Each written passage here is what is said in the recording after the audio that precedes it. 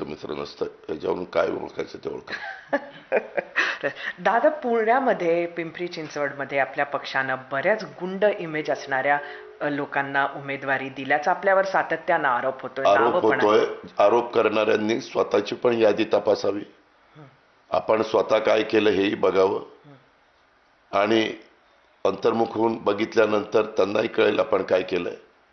आणि तुम्ही जर बघितलं तर आम्ही इथं RPI आमचे सचिन खरात यांच्यावर युती केलेली आहे.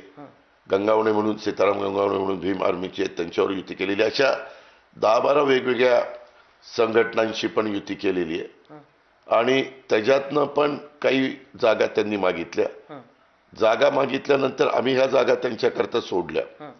त्या सोडल्यानंतर त्यांनी कुणाला उमेदवारी द्यावी. आम्ही शेवटच्या क्षणी, तुम्हाला माहित नाही की जसं सुरुवातीच्या काळामध्ये रुलिंग पार्टीनं काही लोकांची आवक चालू होती आणि नंतर ज्यावेळेस उमेदवार फायनल करायचे एबी फॉर्म द्यायचा शेवटचा दिवस होता, त्यावेळेस अंदाज आला की आता आपल्याला उमेदवारी मिळत नाही.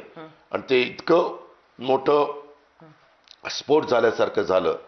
आणि मग पुन्हा काहींनी जर इलेक्टिव्ह मेरिट असणारे काही लोक मिळतात तर तो घेण्याचा प्रयत्न केला गेला. इलेक्टिव्ह मेरिट आणि गुंडशाही मी नाही, मी इतर लोक सांगतो. उदाहरणार्थ अमोल बालवडकर असेल, त्याच्यामध्ये आमचे दत्ताजी बैरट असतील, असे मी खूप जणांची नावं तुम्हाला त्या ठिकाणी, निलेश निकम वगैरे असतील. अशी एक चांगली समाजामध्ये प्रतिमा असणाऱ्या लोकांना आम्ही उमेदवारी दिली. आता ह्या संदर्भात जे आपण सांगताय त्याच्यामध्ये मी कुणाला तिथं उमेदवारी दिली नाही. उद्याच्याला जे आमचे मित्रपक्ष आहेत त्यांना उमेदवारी दिलेल्यांनी शेवटी तिथं फॉर्म देऊन ते मोकळे झाले आणि तिथं त्या पद्धतीनं चित्र झालेलं आहे. पण एकंदरीतच तिथले प्रभाग आणि तिथल्या वॉर्डात माझ्या माहितीप्रमाणे हे कुणी स्वच्छ प्रतिमेच्याच लोकांना उमेदवारी दिली गेली पाहिजे ह्याबद्दल दुमत असण्याचं काही कारण नाही.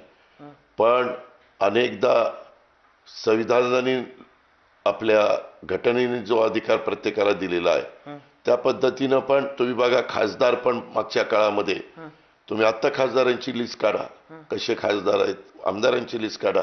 काही गोष्टी ह्या झाल्या नाही पाहिजे हे बरोबर आहे, पण तरी देखील ते दिलं जातं.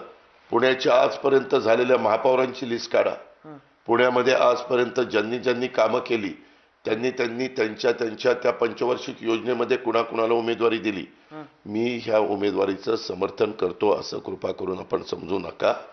पण ह्या गोष्टी घडलेल्या आहेत हे मी नाकारत नाही. दादा, पण मी डायरेक्ट कुणाला दिली नाही. दादा, जेव्हा आपण असं बघतो तेव्हा अशा निवडणुकीच्या वेळेला